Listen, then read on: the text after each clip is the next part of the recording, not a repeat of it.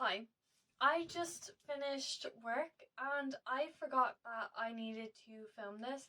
So I'm in comfy pajamas. I'm literally in like Dumbo pajama bombs and like a comfy jumper. So this is going to be a super cozy January wrap up. I have my list of books there and we're just going to do a really nice video where I just sit down and talk about books. To relax, after a hard day of work as a waitress. So in January of 2022, my reading goal is 100 books. I read 9 out of 100 books. But if you want to get technical, I read 7 books. Because, it's complicated. You'll see what I mean. I read 5 novels and I read 4 graphic novels. So I know some people are going to be like, graphic novels aren't actually reading. You shouldn't count them in your book thingy. I don't fucking care. It's reading. Welcome to my channel. I make the rules here. So the first book I read in January was Peter Darling by Austen Chant. I listened to this on Audible and I gave it 5 stars. This is a Peter Pan retelling which follows Peter, who returns to Neverland after a few years away. And he basically falls in love with Captain Hook. And another aspect of this to make Peter Pan even more queer in the retelling is that Peter Pan is trans and was originally Wendy Darling. And I think that is like an extra layer that just adds so much to the book, and I thought it made it so much better. Because like the story of Peter running away from home and then like returning and his family not accepting him as a boy, I really liked it, and I thought it worked well into the whole like growing up aspect. And like I read some reviews that said that they didn't like the fact that the book was telling people to grow up, but it's not like telling, no, it's basically telling like that you can't just run from real life, that you have to face it. I really enjoyed it. I thought it was very good. I liked the romance between Hook and Peter, to be honest, because you get like POVs from both of them. I am going to acknowledge that there is an age gap between them, but I kind of write it off as like a fantasy age gap where it's not like Hook is attracted to a child, like they're both the same age in my head, which is how I pictured them when I read it. Yeah, it's fiction as well. Like, if this was a romance between, like, a 40-year-old man and, like, an 18-year-old girl, I'd be like, yikes. Like, they're both immature. Hook and Peter are both immature. So that's why I don't feel the age gap as much. Why am I trying to justify this? I'm just pointing out the fact that there is an age gap, and if you aren't comfortable with that and you can't wrap your hand around it, that is perfectly valid as well. So you don't have to pick up this book, but I really enjoyed it and I would recommend it. The next book I read, which I gave 1 star, so we went from a 5-star read to a 1-star read. The next book I read was Date Me, Bryson, Keller. And like, I don't have words. My expectations weren't that much because all I wanted was a cute romance. And it still failed to meet those expectations. Like, the bar was on the fucking floor. The bar was so low. And it still couldn't reach that bar. This is a book about 2 teenage boys in high school. And one of them, Bryson Keller, basically makes a dare with his friend that on the first day of every week, the first person that asks him out, Bryson has to date from Monday to Friday. And the dare goes along just fine. Bryson's dating loads of chicks, getting, all the girls breaking up with them on Friday when school ends, and then like continuing on this dare. And then one day, this kid called Kai comes up to him and is like, date me, Bryson Keller. And obviously a guy hasn't come up to him before and did this, so this is the first, gay, because I forgot gay people existed. And now here we are, this is the deal. Bryson and Kai start dating, and it was not what I expected. And it is supposed to do what it says on the tin, and yet it still didn't do it. The blurb made it sound like Kai was this like badass cool kid who's like out and proud and just came up to Bryson and was like, date me, Bryson Keller. Even the name of it is like, date me, Bryson Keller. It sounds like a cool kid saying, like, confident kid, not necessarily cool. But Kai isn't even out to anyone. And I know it's a coming out story, but I just didn't expect it to be a coming out story. I just thought it was going to be a cute romance, but no. And the coming out was bad. All of it was bad. It was badly written, to be honest. It felt like a first draft or a second draft, and it felt like something I would write when I was like 15, 16. And like, that's not a good thing. I'm not going to read the author's other work. I know he has another book, but I can't. I didn't like anything about this. It wasn't even so bad it's good, because even if I tried to like enjoy it in a so bad it's good way, I just couldn't. So I couldn't give it any more than 1 star, and I do not recommend it. If you want queer book recommendations, watch my year wrap up from 2021 and I will give you queer book recommendations, because I read a lot of queer books, but this wasn't it. Or just, you know, I actually have more queer books on this list that you can read instead of this one. Do not read this one. It is not worth your time. I'm sorry. The next book I read, which is a graphic novel, was Lore Olympus Volume 1. I'm actually going to just talk about all of this because I also read Lore Olympus Season 1 and Lore Olympus Season 2 because I just binge read the whole thing. And yeah, I fucking counted in my Goodreads thing because that shit was 190 episodes. So I counted all 3 of these in my Goodreads thing because I did read the physical copy of Lore Olympus Volume 1. Then I picked up the rest and I read it all on Webtoon. So it counts because it was so long and it was so good. And I would 100% recommend these graphic novels if you're a fan of them. If you're a fan of like Greek mythology and stuff.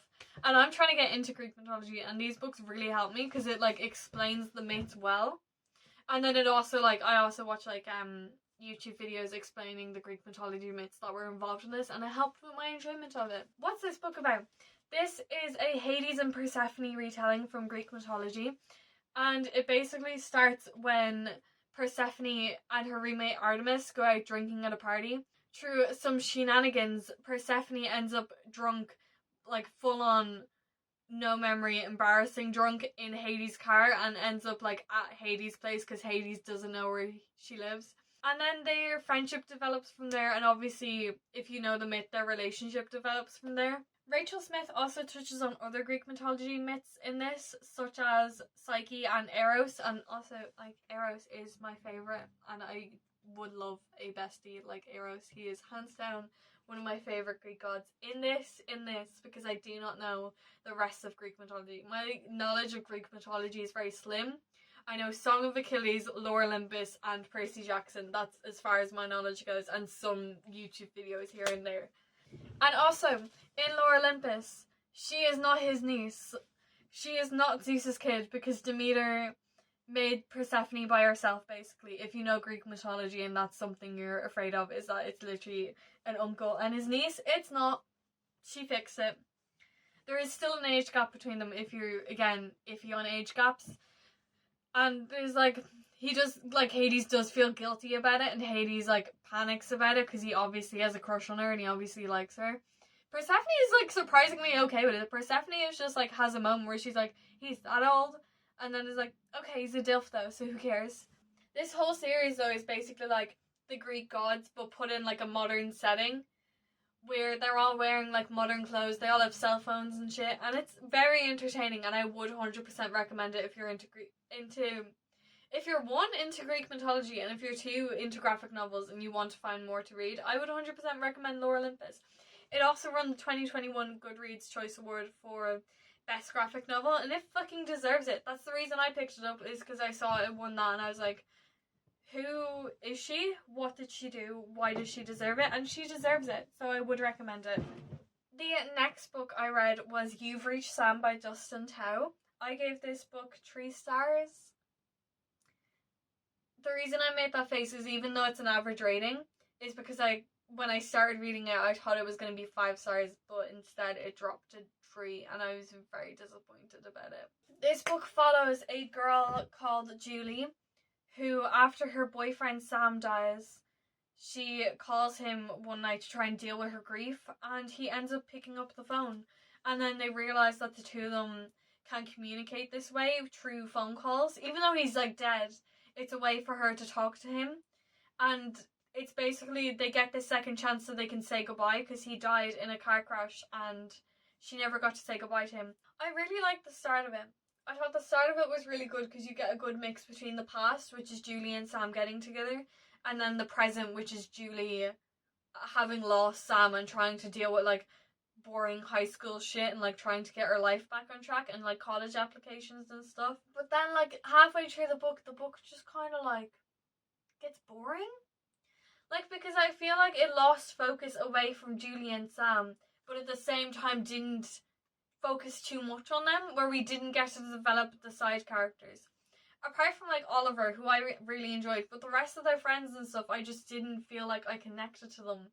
And even like my connection to Sam and Julie like withered with time because I was like bored by it. Throughout the middle part of this book, I was just waiting for them to fucking say goodbye and end it, to be honest. I was literally just waiting for the conclusion.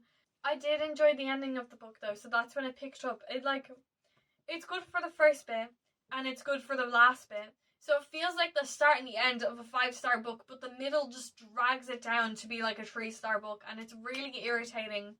But there's like nothing I can do about it. This is my rating, this is my opinion. And if you think You've Reached Sam is a 5-star read, I'm not going to disagree with you. Because I think it has the potential to be, I just don't think it pulled it off. But this is a debut by Dustin Town. I think it is a really good debut. And the premise alone is also really good, and I'll probably read his second book when it comes out. So, excited for this one. The next book I read was a reread. I've committed myself to only rereading my favourite books once this year. Apart from these ones, because they're quick and like the show is coming out later this year. You'll understand what I mean. The next book I read was Heartstopper Volume 1. This is the 4th time I'm rereading this book. This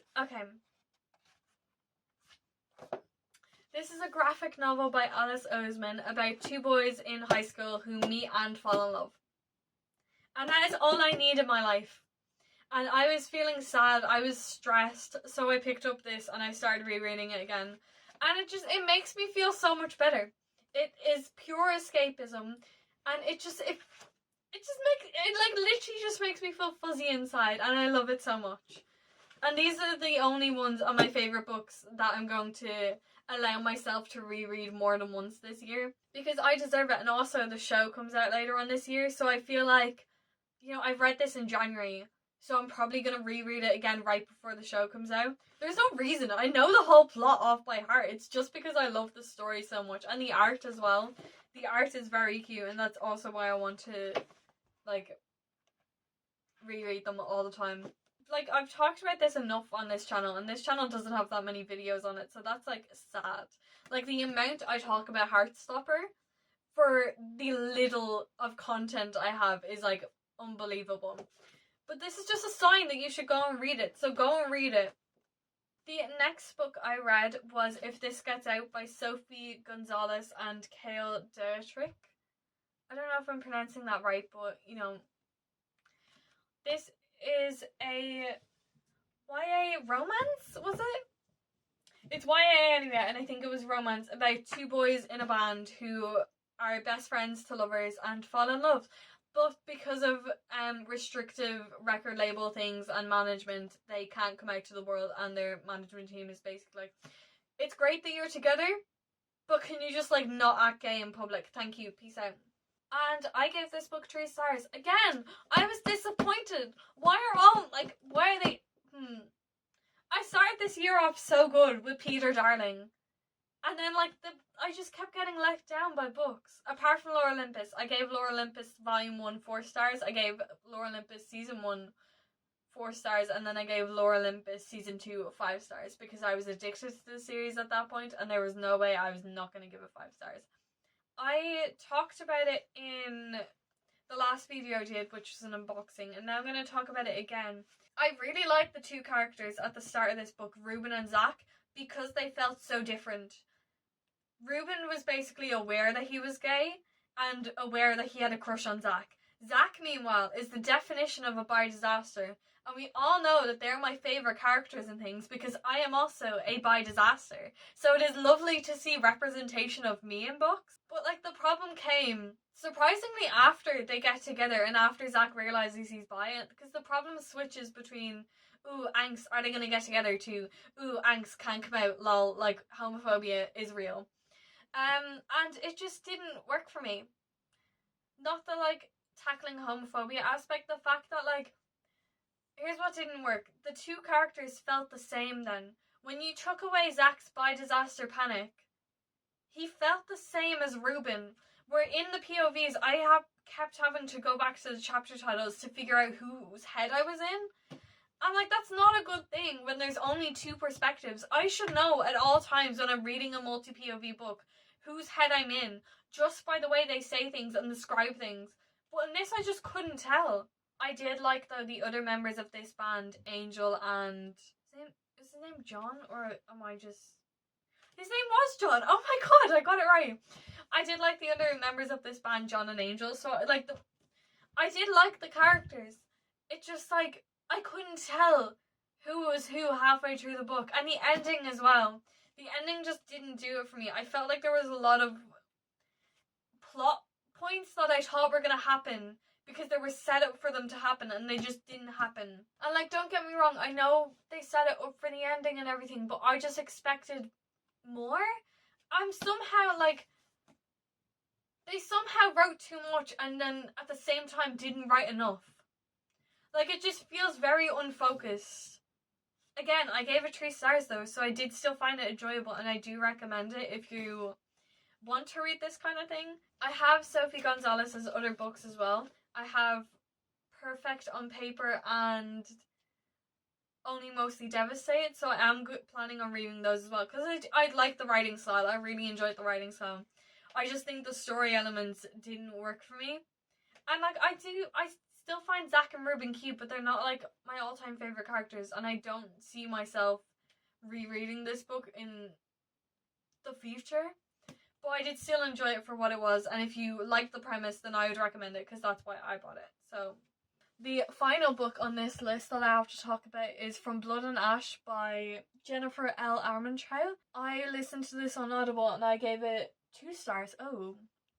Okay, so I listened to this book on Audible and I got to the point where I was just listening on 2 times speed to force myself to read it. And it was a bad idea because I wasn't enjoying it that much, as I should have been. This is an adult fantasy romance book that's really popular on like Instagram and TikTok and shit. And it's basically stereotypical fantasy where it's the dark brooding man falls for badass girl with a knife. I'm just sick of that trope. What, like, the men in these stories are just always super toxic to me, and I just can't handle it now. Hawk, I never liked him. So when it was revealed that he was like evil the whole time, I was like, yeah, fucking obviously. Like, the man showed up out of nowhere as soon as your royal guard died, by the way, and then like decided to be your new royal guard. Fucking obviously he's fucking evil. Like, Poppy girl, have you read any fantasy books? Poppy herself was entertaining, don't get me wrong. I actually did like Poppy. But she's not like one of my all-time favourite characters, and she's not like a girl boss femme fatale that I thought she was going to be. I thought I'd really like her, and I just don't. I think it's because of Hawk. But like, just know that these type of boys in fiction aren't my cup of tea. Like the Darkling from Shadow and Bone, don't like him, never liked him. He's just like a grown man with mommy issues. Rhysand from A Court of Thorns and Roses, I liked him in the trilogy. And then in A Court of Silver Flames, he became so fucking toxic and I didn't like him at all. But I'm just tired of this trope, and I haven't even read it that often. And I don't have a problem with morally grey like characters who are love interests. Kaz Brekker from Six of Crows kills it. Love him so much. And he like literally rips out an eyeball because your man stabbed his girlfriend at one point. Like, what a legend. I plan on reading the Cruel Prince trilogy by Holly Black though, so maybe Jude and Carden will do it for me and I'll take back everything I said about this trope. But right now the whole enemies to lovers knife at your throat thing It's not working for me, and it's really annoying. It's strange that this trope isn't working for me, because I wrote this trope into my own book. I literally have this trope in Before There Was Grey between the criminal and Xander. The other reason I didn't like From Blood and Ash was because I didn't like anyone at all. Like, I liked Victor. Then Victor got... Yeah. I liked Tawny. Then Poppy left Tawny with Hawk. And the world build, I didn't like the world building because I didn't know who the fuck everyone was. And like, Wolvins, was that the name of someone in the book? I don't even know. I don't know. I could have read so many more books this month if it weren't for this one putting me in a reading slump. And I read it at 2 times speed. And the problem with me in audiobooks is normally once I start them, I just finish them, and if I don't like them, I put them in 2 times speed. Because I don't like swapping audiobooks, because I feel like it's like a habit thing. It's like when I put on the same playlist on Spotify to do stuff. It helps, and it helps me be more productive. And like, I'm sad that this is what I got stuck with for a whole like 2 weeks or something. I realised I could have just sat here the whole time, so I'm going to sit here for the end of this video. I want to mention a book I DNF'd because I read the first chapter of it and I'm hella disappointed, and that was Into the Neverwoods by Aidan Thomas. It's his second book after Cemetery Boys. I read Cemetery Boys last year in October and I gave it 4 stars and I thought it was really good. This one I'm DNFing after the first chapter because I'm just not into it at all. And even the audiobook version, even the narrator, who I loved for Cemetery Boys, it's just not doing it. I think it's just the plot that I don't like about this. I don't need to do a countdown list of this. I want to mention the books I'm going to be reading in February. I'm more of a mood reader, but I'm going to mention the ones I'm currently reading and the ones I know for a fact I'm going to read. So first of all, I'm planning on finishing Clockwork Angel. I'm literally like halfway through. And so far I really like it. I like Will and I like Jem. Jem is my favourite so far, and I don't know... I didn't expect that. I didn't expect Jem to be my favourite, and also I love Tessa. So I am really enjoying this one. I am also on like the second chapter of The Miseducation of Cameron Post. So that is another one I am definitely going to finish. And I'm very much so enjoying it so far. And I'm excited to see where the story goes, because right now I really like Cameron Post. The final book I plan on reading this month is Murder on the Orient Express by Agatha Christie. I don't know why it took me a second to remember her name. She's literally a famous crime writer. But I watched the movie when it came out in cinemas and I thought it was good. Again, it was a few years ago, so my tastes have gotten better, so I don't know if it was actually good or not. This is the problem with things I saw a few years ago, is I don't know how I'd think about them now and how I'd feel about them now. But I remember I really enjoyed it because I went to the cinema with my dad and it was a whole vibe. So now I'm excited to read the book. I have the audiobook, and even though I know the ending of it and everything, I'm still excited to read it, and this is going to be my first Agatha Christie book, so can't wait. I think that's everything I want to talk about. This has been a disaster, but it's me, so are we surprised? No. I don't have an outro, so